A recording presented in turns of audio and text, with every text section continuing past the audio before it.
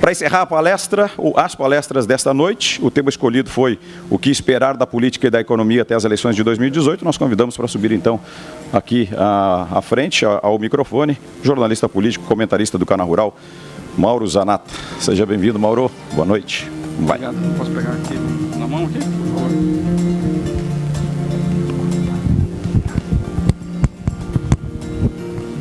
Boa noite. Obrigado pelo convite. Obrigado à ProSoja, obrigado aos nossos colegas do Canal Rural. Uma saudação especial aqui aos professores, doutores aqui, os panelistas. Eu vou tirar aqui a minha bola de cristal do bolso, né, e tentar ver o que a gente pode esperar de Brasília nesse período pouco turbulento, né, que a gente tem vivido. Bom, o que a gente tem vivido?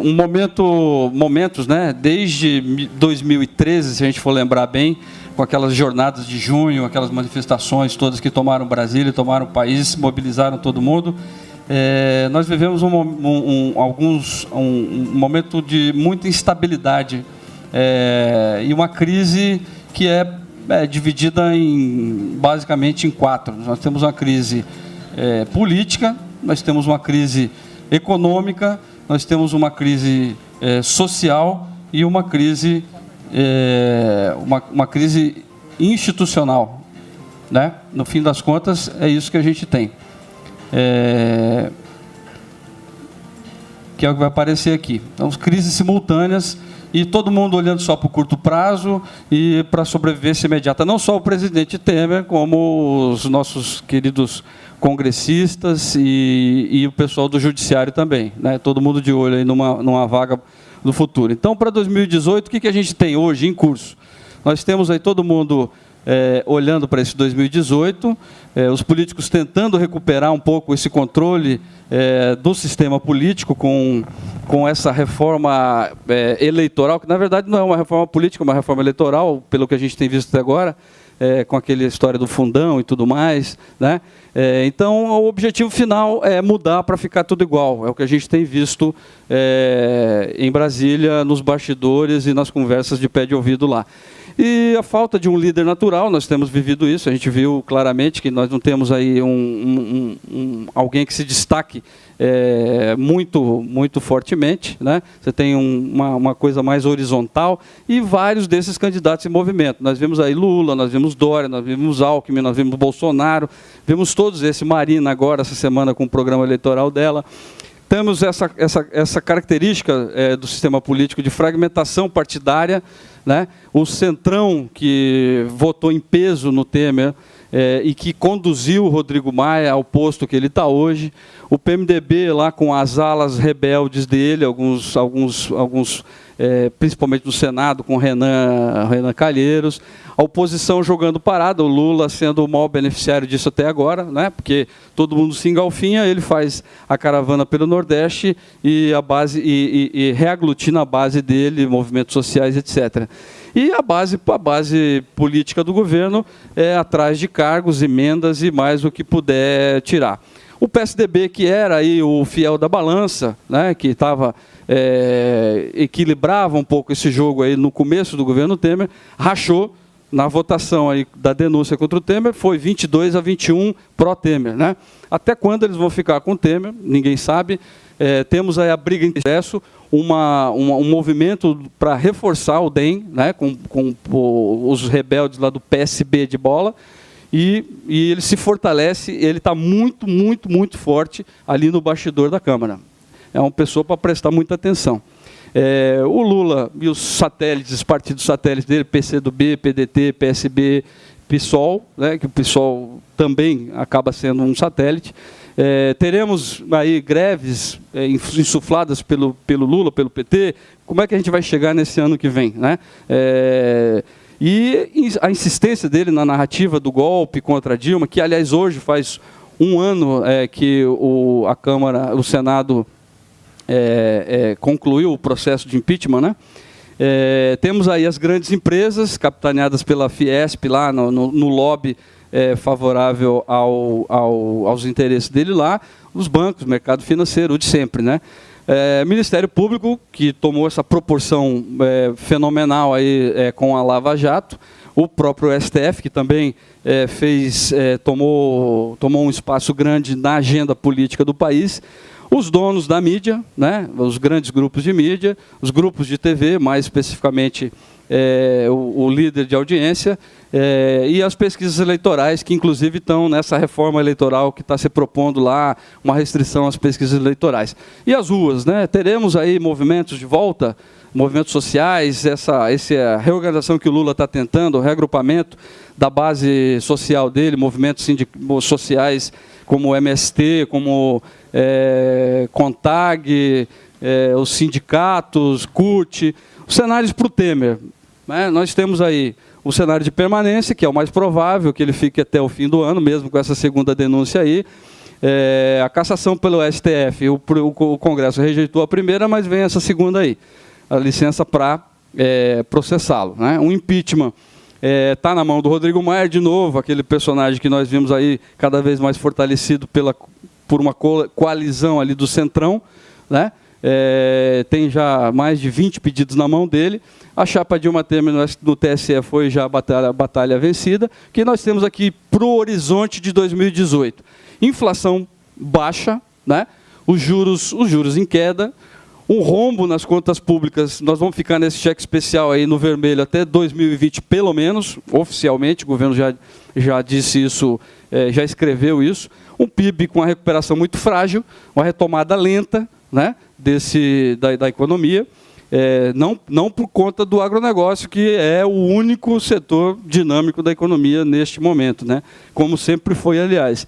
E o desemprego em alta, né, que é o mais grave de tudo isso. Uma Lava Jato em marcha lenta, a gente viu isso, a gente está vivendo a Lava Jato sendo alvo de muita pressão, de uma tentativa de desidratação no Congresso, no STF. Existe aí como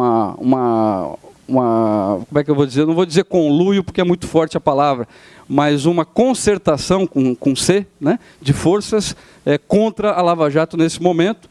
Nós já estamos com 45 fases, na verdade, não são 43. Temos uma briga pública entre o Ministério Público Federal e a Polícia Federal, que também ajuda a enfraquecer a Lava Jato. E essa operação abafa aí, patrocinada no Congresso, no STF e ali nas imediações do Palácio do Planalto, né? Então, 2018, o que a gente pode esperar da próxima gestão que assume lá?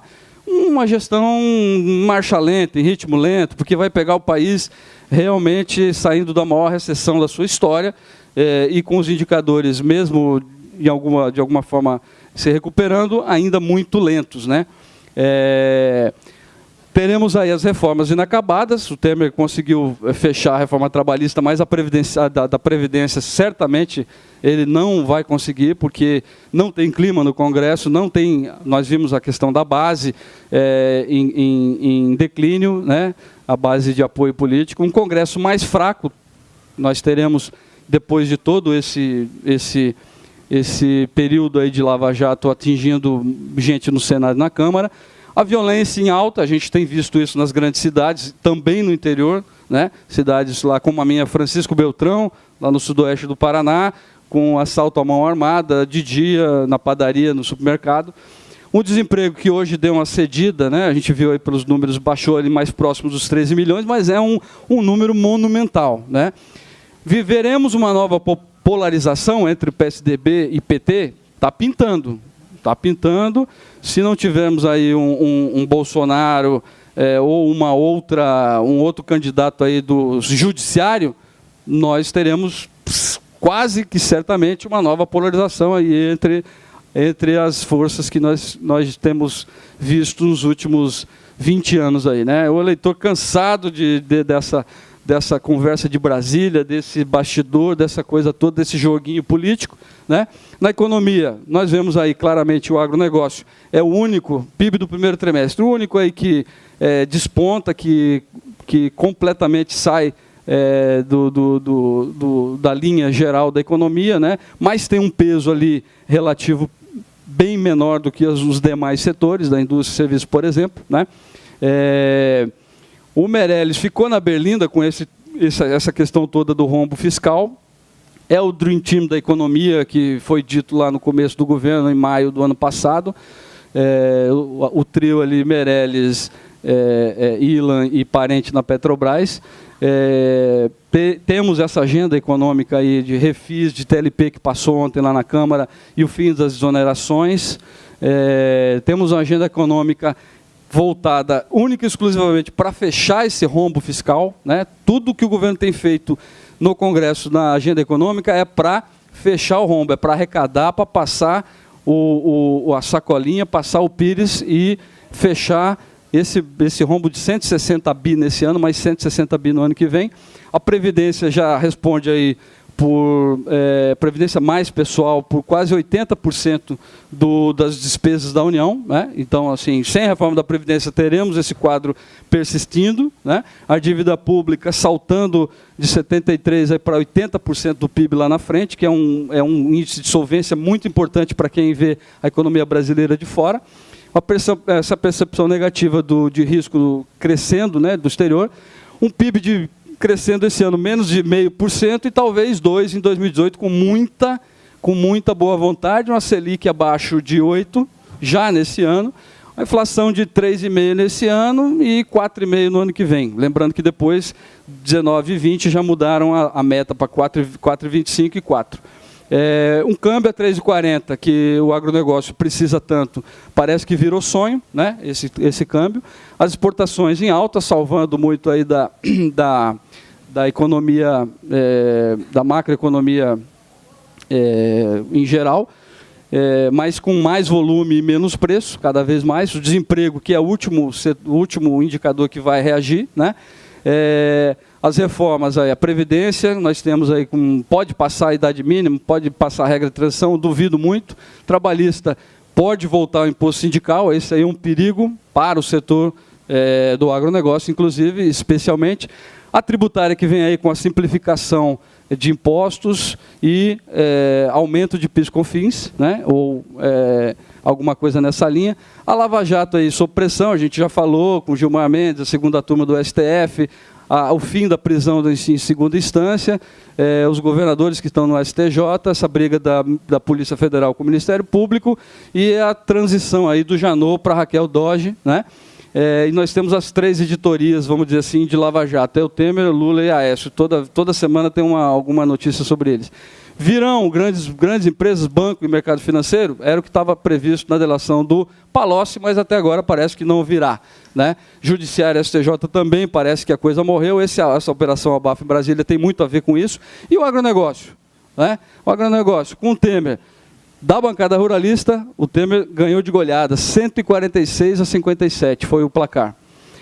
Ganhou marco temporal, por enquanto, né, na demarcação de terras indígenas. Fundo rural não agradou, mas está lá como um avanço. Terceirização, o imposto sindical, que é uma ameaça, licenciamento ambiental, que é o que está sendo discutido agora, a regularização ambiental autodeclaratória, que foi prometida pelo Sarney nessa nova rodada de licenciamento da nova lei geral. O PIS/COFINS sobre o diesel, especialmente, afetou muito o setor, e a reoneração da folha de pagamento também vai pegar alguns setores mais que outros do agronegócio, né? Continuamos, portanto, com infraestrutura ruim. Nós vimos aí que o dinheiro para investimento caiu a metade, o orçamento para investimento desse ano, então temos 49% só de todo o investimento disponível para ser gasto. O DENIT sem um centavo furado no bolso. As concessões paradas, nós vimos agora uma tentativa do governo em aeroportos e alguns portos, mas ferrovias, por exemplo, que para o agronegócio é importantíssimo, não se tocou nesse assunto, não se falou disso, né? Aí temos aí o que o agronegócio precisa, o que a gente ouve diariamente aí. Precisa ter renda, precisa de capital de giro, financiamento de longo prazo, que está aí nessa história da mudança de taxa de juros do BNDES, vai subir, não vai subir? Veremos. Eles garantem que não, veremos. Novos instrumentos de financiamento, capital externo, abertura de capital em bolsa, o seguro rural, 550 milhões, isso aí resolve o problema do produtor rural? Acho que não. Minha percepção é que não resolve. A conta-gotas, liberada a conta-gotas, muito custo. O que o setor precisa? O que o setor corre atrás? Estabilidade econômica, segurança jurídica e regra duradoura. Aí nós temos alguns exemplos. Demarcação de terra indígena, a solução definitiva e final para o CAR e para o Programa de Regularização Ambiental, normas trabalhistas objetivas, né? Que não deixem lá na mão do fiscal do Ministério do Trabalho o que vai ser feito naquela hora, naquele momento. Um setor mais produtivo, mais rentável, mais sustentável, enfim, que o Estado imponha menos burocracia ao setor, que deixe correr mais livre, que não atrapalhe. Me parece que é isso o que a gente percebe das conversas do dia a dia. Agradeço a atenção, obrigado pelo convite mais uma vez. Espero que a bola de cristal tenha servido para alguma coisa, tenha acendido alguma luzinha na cabeça de vocês aí, para algum aspecto que foi tratado aqui, muito rapidamente, mas estamos à disposição para o debate, né, Márcio? Muito obrigado. Obrigado, Zanata. Obrigado.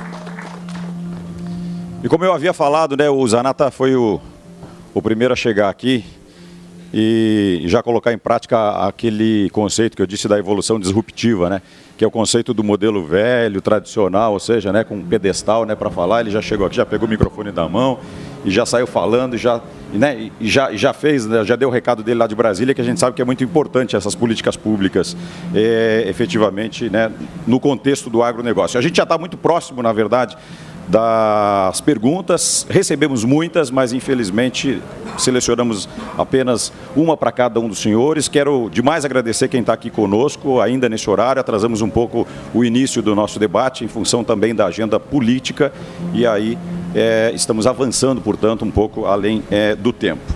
Mas queria demais agradecer a presença de todos, quem está aqui nos acompanhando no site deste Fórum Soja Brasil, Safra 2017-2018. Mauro Zanata, eu vou aproveitar aqui as perguntas, na verdade, de política, começaram a chegar no finalzinho da sua explanação. E aí, como não deu tempo de me passar ainda, eu vou fazer uma pergunta que ela é um pouco mais genérica, mas eu acho que dá para você escolher um caminho para seguir diante da sua explanação aqui a respeito da política que a gente vive hoje em dia. Nós estamos no Rio Grande do Sul. E aí eu vou lembrar de um poeta gaúcho, jornalista também, Mário Quintana, que escreveu uma frase lá em 1948, e aí nós estamos numa época de Lava Jato, talvez o contexto seja importante, né, lembrar desta frase, que ele diz que a mentira é uma verdade que se esqueceu de acontecer.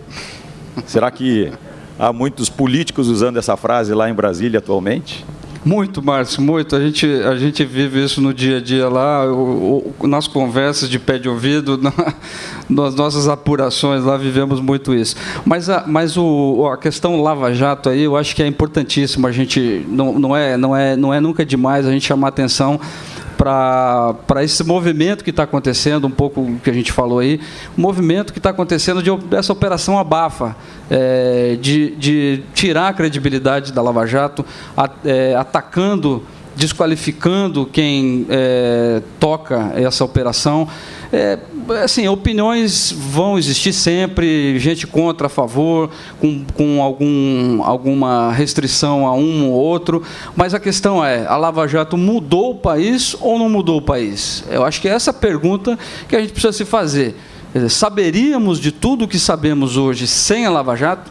Com os seus excessos, com os seus problemas, com as suas idiosincrasias, vamos dizer assim, saberíamos? Acho que não. Eu acho que todo mundo concorda que a gente não saberia nada do que está acontecendo, porque a gente já viu isso numa outra operação, aquela Castelo de Areia, né, que o STJ abortou, e hoje nós vemos aí denúncias contra o ministro do STJ, que à época enterrou aquela operação, dizendo que ele recebeu dinheiro de grupos econômicos para fazer aquilo. Enfim, isso está para ser provado. Mas eu acho que devolvendo a pergunta para você aí, Márcio, saberíamos o que sabemos hoje sem a Lava Jato? Muito bem, Zanata, obrigado. Muito obrigado a todos, na verdade, que participaram com as perguntas, que estiveram aqui e ainda estão conosco neste espaço, quem nos acompanha pelo site. Agradecemos mais uma vez aos nossos panelistas, palestrantes, Marcelo Gravina, conselheiro do CIB, Conselho de Informações sobre Biotecnologia e professor da Universidade do Rio Grande do Sul. Carlos Arrabal, pesquisador da Embrapa, doutor Elmar Luiz Floz, engenheiro agrônomo e jornalista de política e comentarista do Canal Rural, Mauro Zanato, a qual eu peço uma salva de palmas dos senhores.